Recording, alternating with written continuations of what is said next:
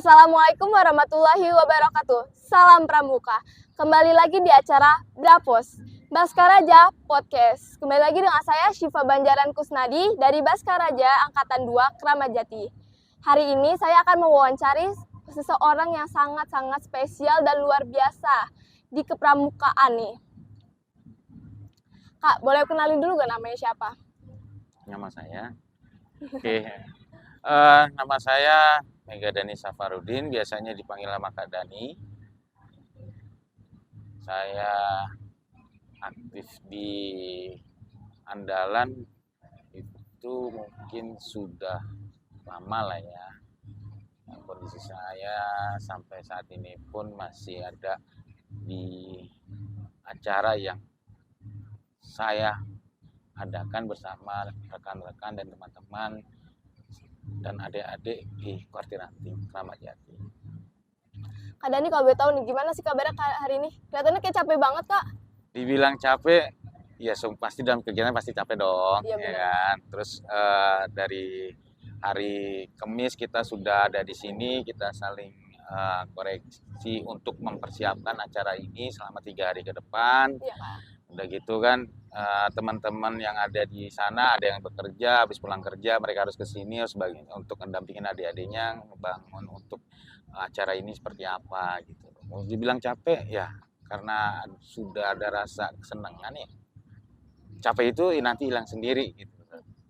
Jadi capeknya hilang ya karena ada rasa senangnya Iya, juga ya?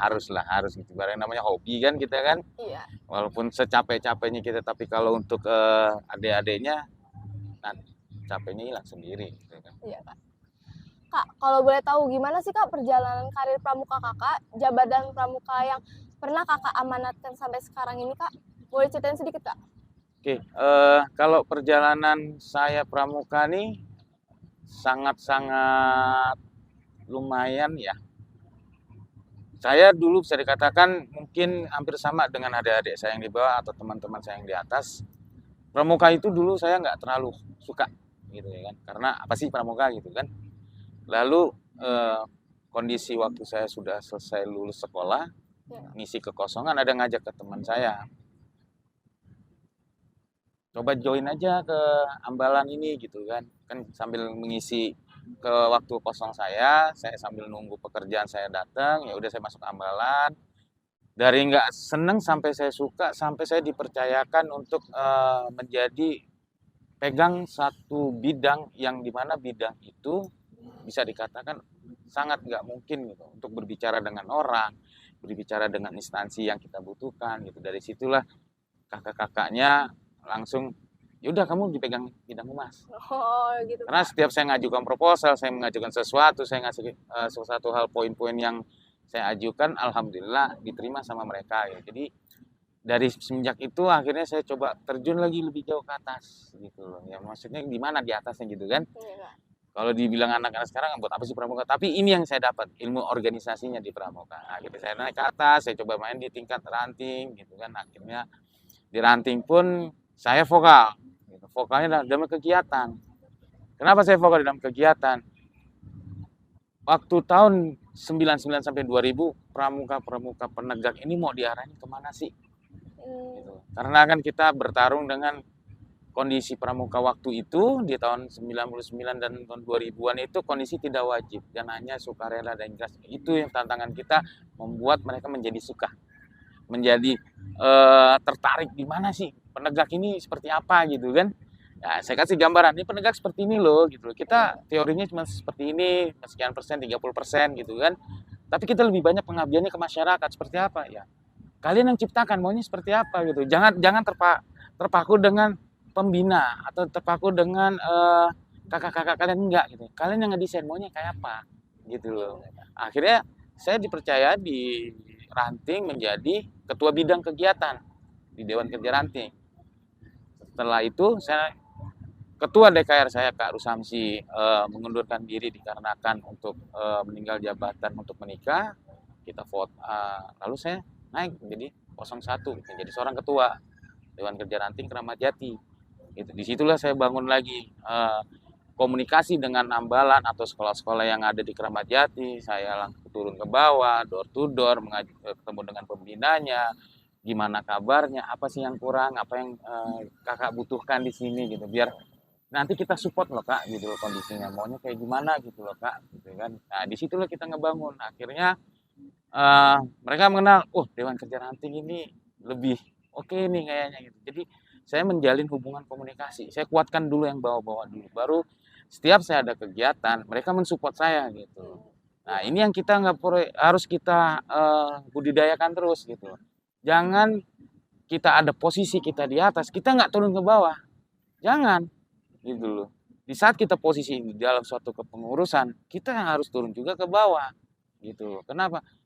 Di saat kita akan turun, kita akan tahu gimana rasa senangnya seorang pengurus di Ambalan didatangi orang pengurus yang ada di Ranting gitu. Begitupun seterusnya gitu loh. Apalagi kalau sampai turun paling bawah gitu. Karena merangkul orang bukannya seperti merangkul seperti bosi, bukan. Merangkul orang kita harus tahu orangnya Iya. seperti apa sih gitu Iya. kan. Di dalam lingkungan ini seperti apa sih gitu gambaran. Sampai saya menjabat sekarang menjadi pengurus terus menjadi kembali untuk berkecimpung lagi, tujuannya hanya satu. Saya ingin generasi sekarang itu lebih mengenal gimana cara kita berorganisasi yang baik, gimana kita friendly sama sesama sekolah gitu loh. Mengurangi kegiatan yang negatif gitu loh. Membangun jalin komunikasi yang bermanfaat, terserah bentuknya apa, tapi kita ada nilai gitu. Dan karena kan kegiatan pramukaan ini kan selalu dilibatkan dengan pendidikan ya, kita kolaborasi, enaknya seperti apa, kayak gitu sih gambarannya. Paling itu aja sih yang saya dapat sampai saat ini. Jadi saya bikin senang, saya bikin satu tantangan yang enak aja. Menarik banget ceritanya. Ya, Kak, kerjaan kalau boleh tahu nih kak, pekerjaan kakak saat ini tuh apa sih? pekerjaan saya bisa dikatakan berbalik gitu. Saya pekerja swasta dan pekerjaan saya swasta ini di bidang teknik. Kebetulan saya sebagai di bidang power plant. Power plant itu bisa dikatakan engineering ya, yang tugasnya ini sebagai jantungnya suatu gedung, saya di situ. Dari mulai pembangkit listriknya, semua hal saya di situ. Kak, kalau boleh tahu nih, kita korek-korek sedikit ya kak. Gimana sih kak perasaan kakak saat berkecimpung di dunia pramuka ini? Seneng kah, sedih kah, atau gimana kak? Oh campur aduk, campur aduk. Jadi kalau bilang senang ada, sedih ada, gitu kan. Semuanya kita campur aduk, tapi dengan satu tujuan dan satu tekad. Saya mau berbuat apa di sini? Tujuan saya mau ngapain? Itu dulu yang pertama. Kalau tujuan kita udah tekad, bulat, dan buat kebersamaan dan untuk adik-adiknya, insya Allah pasti akan berjalan. Kalau dibilang sedih, sedih saya. Kalau pas pertemuan dengan Ambalan tuh yang datang cuma 2 orang, padahal kita dibuat undangan 5 gitu kan. Alasannya A, I, U, E, wah itu yang saya harus turun ke bawah, saya harus replay lagi. Kamu kenapa nggak datang gitu? Nggak, saya sekarang kita udah biarin aja, nggak bisa. Kalau saya orangnya langsung ke door to door orang, kenapa kamu nggak bisa gitu, ada apa gini-gini. Nah, itu kan ngebuka pintu hati mereka, oh, kok mereka bukan dari sini tapi kenapa mereka peduli, seperti itu sih gambarannya. Kak, kasih tahu dong kak, gimana sih kak cara ngebagi waktu buat pekerjaan, buat keluarga, sama buat kegiatan-kegiatan pramuka tuh kak, gimana kak? Oke, kalau dibilang ngebagi waktu sangat-sangat sulit ya, dimana saya seorang pekerja swasta yang tidak ada hubungan dengan kegiatan ini. Tapi alhamdulillahnya kondisinya di pekerjaan saya, teman-teman di lingkungan kantor saya, mereka tahu saya seorang anak pramuka gitu loh. Dan dia tahu, lu anak pramuka nih, ibaratnya. Kamu anak pramuka gitu kan. Nah, setiap saya ada acara, saya pasti akan membuat izin gitu. Nah, tapi konsekuensinya di saat saya ada acara, hari itu aja saya ngambil izin, saya ngambil cuti.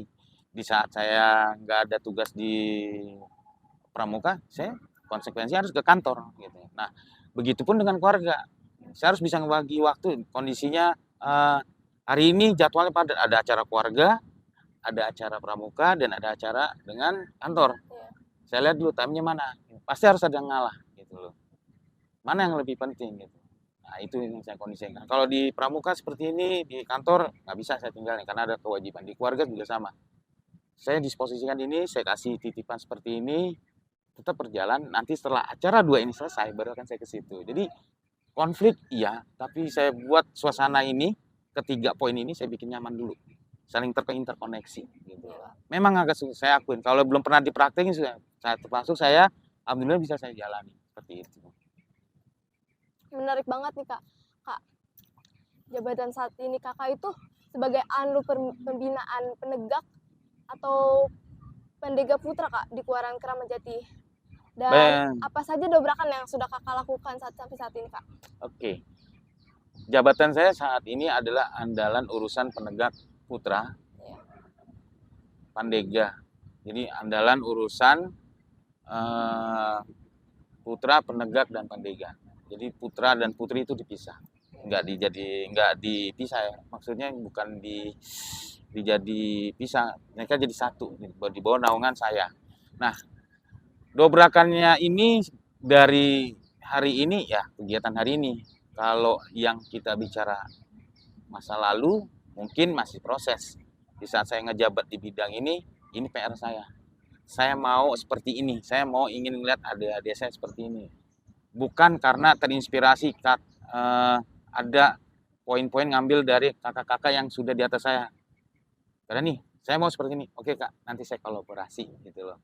Dan saya udah paham maunya gimana gitu. Dan kebetulan kondisi yang selama saya sharing adalah para kakak-kakak ketua Dewan Kerja yang terdahulu, yang di angkatan tahun 80. Gitu kan, ada Kak Ipul, terus ada Kak Iqbal, terus ada Kak Taufik, ada Kak Anto gitu loh. Jadi saya membangun komunikasi ke kakak-kakak yang pernah melakukan kondisi awalnya Dewan Kerja ranting seperti apa, terus di andalannya seperti apa.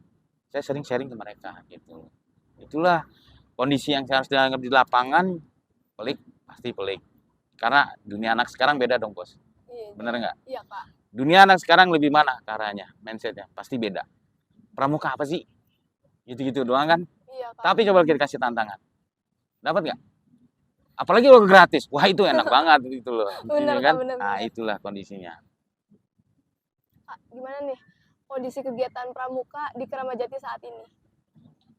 Kondisi kegiatan kita di Pramuka Kuartir Ranting Kramajati, alhamdulillah lumayan untuk ekspektasinya. Kalau dari sisi kakak sendiri sebagai di bidang penegak dan pandega, harus ada yang saya benahi pelan-pelan. Gitu. Harus saya rapikan pelan-pelan. Jadi bagi adik-adik yang ada di sana juga, kalau nggak ada kunjungan, itu nanti kita juga nggak bisa dong, kayak enak. Saya seorang pengurus di atas, nggak mungkin saya di atas terus. Saya harus sistem jemput bola, saya door to door gitu. Saya maunya door to door gitu. Saya ngajarkan ke adik-adik saya yang di Dewan Kerja, ayo kita bikin jadwal, kita kunjungi mereka. Apa sih mereka maunya gitu. Terus, you maunya kayak gimana gitu loh. Jangan kita ada posisi di atas gitu loh. Lalu yang kedua apa poinnya gitu kan. Dalam setiap kegiatan, lihat kalender pendidikannya. Gitu. Jangan bentrok dengan kalender pendidikan. Karena kalau kita bentrok dengan kalender pendidikan, masa kita dari sekolah. Gitu loh. Itu yang saya pelan-pelan ngerapikan, ayo kita jalan-jalan. Gitu. Apapun kondisinya, misalnya dari tingkat atas begini-gini, tetap saya harus namanya poin pertama adalah akademik dulu. Saya nggak mau adik-adik saya, mereka suka dengan kegiatan, oke, poin pertama akademik, kedua pramuka, silakan. Apalagi you pramuka, oke, akademik, wah itu saya salut banget. Selama ini saya bina di ini, mereka bermotivasi, saya kasih hal seperti itu gitu. Alhamdulillah sih tercapai semua gitu. Yang penting jangan dibuat kaku lah ya. Iya. Jangan dibuat kita jadi orang, wah gue nggak bisa bos. Kita nggak bisa kak, kondisi kita kayak gini nggak bisa kak. Gitu. Lu begini nggak bisa. Kita gimana kita harus ngerangkul. Maunya ada apa sih dek? Gitu. Itulah kondisinya saat ini gitu. Intinya yang penting tuh kerjasamanya ya kak. Betul. Sama dua pihak. Kak, saat ini kan ada kegiatan yang berlangsung nih, acara Dian Pinsat. Ya. Dan kakak tuh menjadi ketua penyelenggaranya. Ya. Boleh dong kak jelasin sejarah singkat tentang Dian Pinsat tuh apa sih? Oke, Dian Pinsat itu singkatan. Kalau kita artinya Geladian Pimpinan Satuan. Geladian Pimpinan Satuan ini adalah mencetak regenerasi pemimpin-pemimpin yang nanti akan meneruskan pengurus di sekolahnya nanti, di ambalannya. Makanya kita buat gladian pimpinan satuan. Apa aja yang ada di situ? Ya kita bentuk mental mereka. Kita bentuk cara mereka berpikir, cara mereka membuat suatu proker, cara mereka membuat suatu desainer yang bagus. Yang akan mereka lakukan dengan kondisi sekarang. Gitu. Jadi saya kolaborasi dengan sistem pramuka yang ada sekarang, dengan akademik sekarang, dengan kemauan mereka. Gitu. Kita harus kolaborasi ketiga poin tersebut. Kalau kita berpaku hanya satu dengan kondisi baku, nggak jalan nih kak, nggak bakalan jalan. Iya. Tapi kalau kita tanya, kamu maunya apa? Seperti ini kak, ya udah pendidikan maunya gini, pramuka mau gini, kita cari titik tengahnya, paling kayak gitu. Jadi poin itu yang saya ambil. Jadi tuh intinya tuh kayak harus sama-sama punya kerjasama, terus Iya, tahu gitu itunya kan. betul. Tujuan Dianpinsa tuh apa sih kak? Tujuannya adalah mencetak generasi pemimpin. Seperti itu. Dianpinsat itu adalah peserta dari masing-masing sekolah. Siapa aja pimpinan sangganya atau pengurus-pengurus Dewan Ambalan yang akan nanti dilantik, mereka dikirim ke sini untuk di pelatihan, pendidikan, cara berorganisasi yang baik dan benar, ilustrasinya gimana, cara beretikanya gimana yang baik dan benar, lalu seperti apa gambaran nanti di lapangan dengan kondisi yang kita hadapi bersama sama adik-adik kita dengan penuh teknologi yang canggih ini. Arahnya mau kemana dulu? Intinya arahnya mau kemana dulu, itulah tujuannya. Mari kita ciptakanlah tujuan ini seperti itu. Jadi ada regenerasi terus, dan generasi ini nggak akan kita lepas gitu. Selesai acara tidak, kita akan monitoring. Biasanya kan kalau setiap ada kegiatan udah selesai cerita, enggak. Saya selesai kegiatan ini, mereka akan ada nanti monitoring. Dan itu setiap bulan kita akan monitoring terus sampai nanti ketemu tahun depan Dianpinsa. Seperti itulah. Seru banget ya kak kalau Ya. dengar penjelasannya ya kak. Ada berapa peserta sih kak yang ikut dari dari ambalan mana saja? Apakah jumlahnya sudah sesuai target? Kan kalau acara kayak gitu pasti punya target. Ya. Apakah udah sesuai dengan rencana targetnya kak? Kalau dari jumlah ambalan kurang lebih di atas 11 sekolah ya. Iya. Secara PP ukurannya cuma 50 orang nih. Tapi kondisi peserta yang ada sekarang totalnya 102 orang. Berarti sudah melebihi PP nih. Saya pun juga kalau ketemu kakak-kakak yang di atas 100 orang, nggak salah kamu ke Danik, enggak. Kamu nggak nyari kuantiti, enggak. Saya nyari kualitas. Gitu. Kenapa saya buat seperti ini? Saya nyari kualitas kak. Gitu. Ini yang harus kita jalani, saya sebagai pengurus di sana harus berani buat seperti ini kak. Yang penting saya dapat support, yang penting saya didoakan acara ini berjalan dengan lancar. Secara peraturannya cuma 50 kalau nggak salah. Hanya dapat satu kelas. Itu yang baru ideal, yang bagus kita mendidik. Tapi saya buat 2 kali lipat dengan kondisi yang udah ada. Yang saya baca sih seperti itu kalau nggak salah nih ya. Kondisinya kak, paling seperti itulah.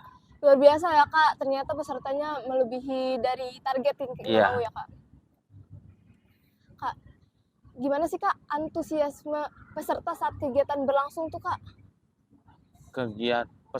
Antusias para peserta sampai saat ini alhamdulillah mereka good banget, ekspektasinya luar biasa. Walaupun kondisi kita dari hari Jumat hujan, cuacanya seperti ini, tapi selalu bilang tetap harus semangat, jangan lupa untuk jaga stamina, ya kan. Daya tahan tubuh kita juga harus perhatikan, makan jangan sampai lupa gitu. Intinya seperti itu. Dibilang senang karena mereka kan di dalam kegiatan Dianpinsat ini bukan kita jadiin mereka dari sekolah ini jadi satu, enggak. Kita buat mereka pecah, berbaur dengan sekolah yang lain, dibikin kita satu sangga, dibikin ambalannya seperti apa.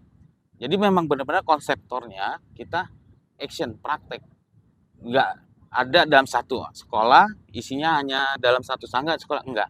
Kita buat konsepnya dalam satu ambalan, isinya itu beberapa sekolah. Dalam satu sangga, isinya beberapa sekolah. Disitulah fungsinya gladian pimpinan. Mereka bisa tahu, ketemu orang-orang baru, ketemu teman-teman yang baru. Gimana nih cara saya ngolahnya? Dalam memimpin nanti suatu di sekolahan saya.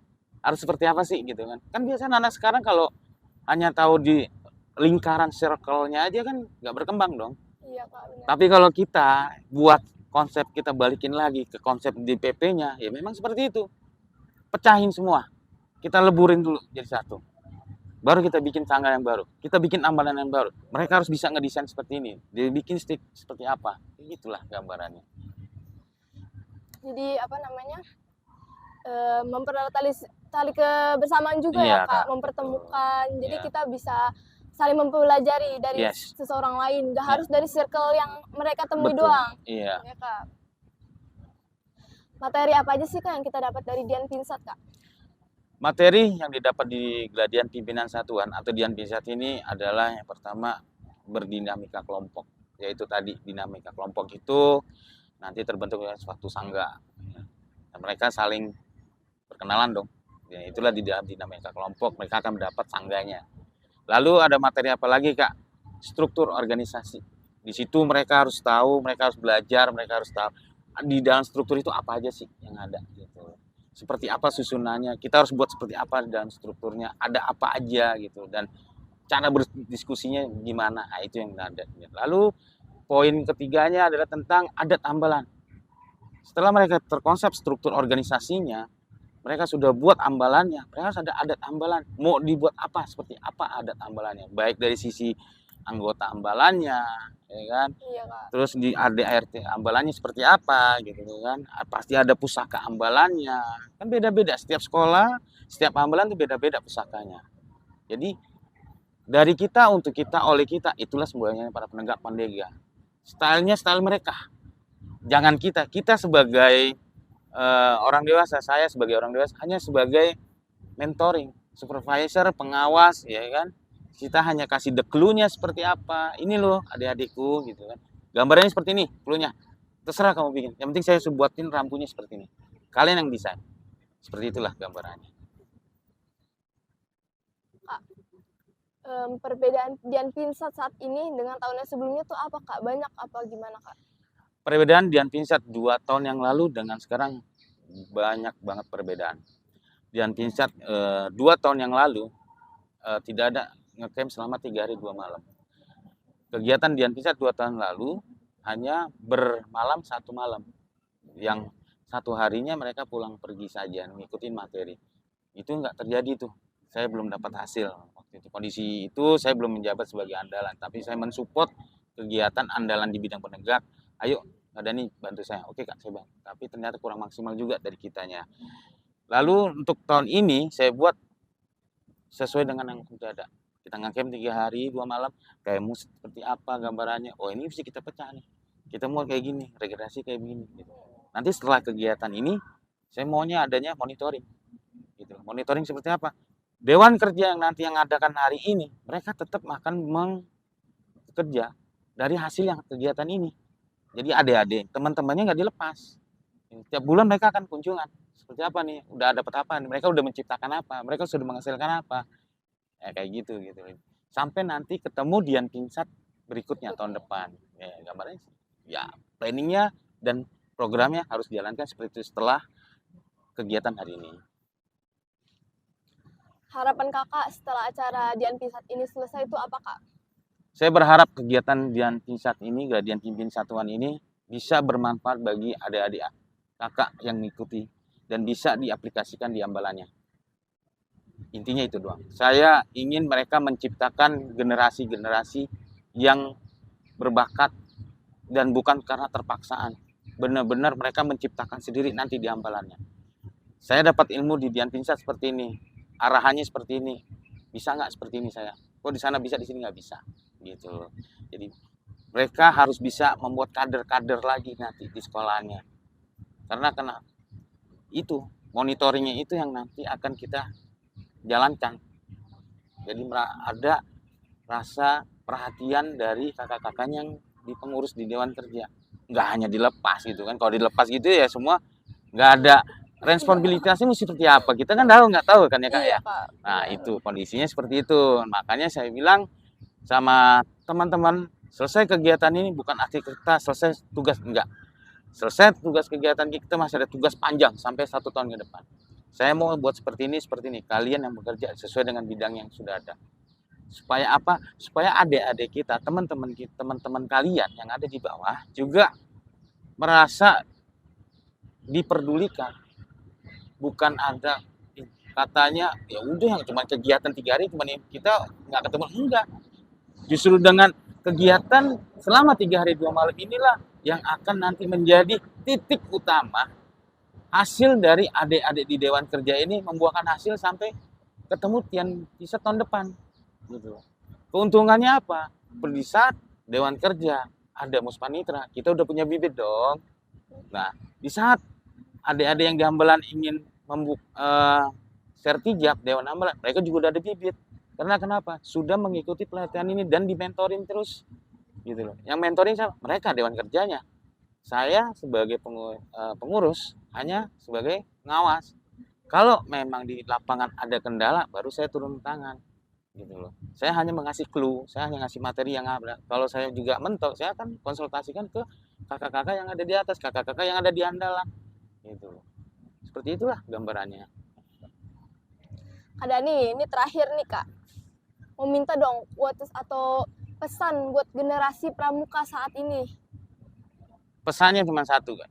Pramuka penegak yang ada, kita harus bermindset harus lebih maju. Kita harus hilangkan mindset pramuka yang biasa kalian temukan. Tidak ada. Pramuka penegak pendega yang harus kita ada harus berbeda. Tapi jangan lupa kita harus tetap maju generasi kita dengan cara mengaplikasikan kegiatan kita yang kita ikuti.